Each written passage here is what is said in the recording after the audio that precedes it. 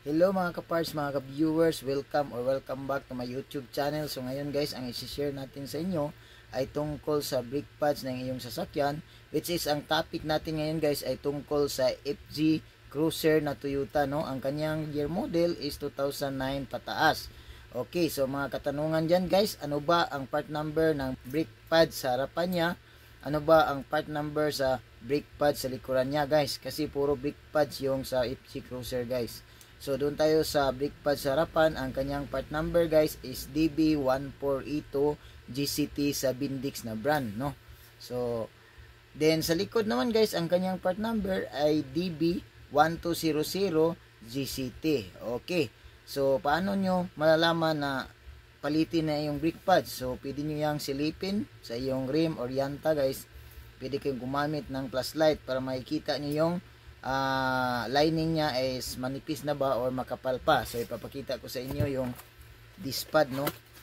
Disc pad sa likuran niya. Unahin natin yung disc pad ng likuran ng iyong FZ Cruiser na 2009 pataas.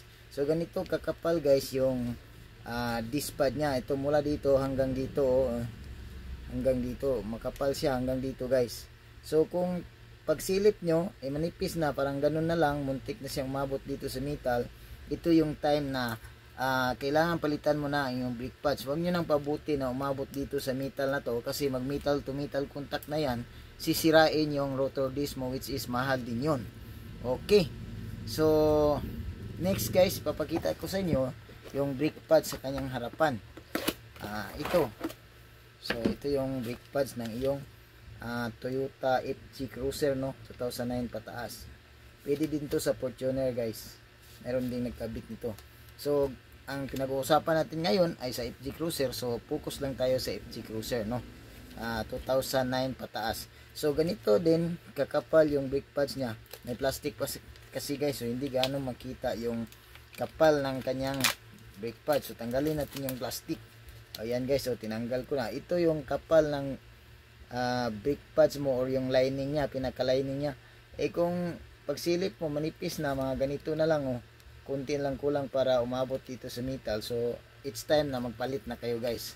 Huwag nyo nang pabutin na abot siya dito sa metal na to, kasi mag metal to metal contact, sisirain yung rotor disc nyo. At sa sinasabi ko na is mas mahal din yun. So sana meron kayong natutunan guys. At kapag meron kayong natutunan, don't forget to subscribe, click and hit the notification bell para updated po kayo sa susunod kong video. Once again, this is Nestor Godin ang nagsasabing, ibak ka pag may alam. God bless ating lahat. Bye-bye.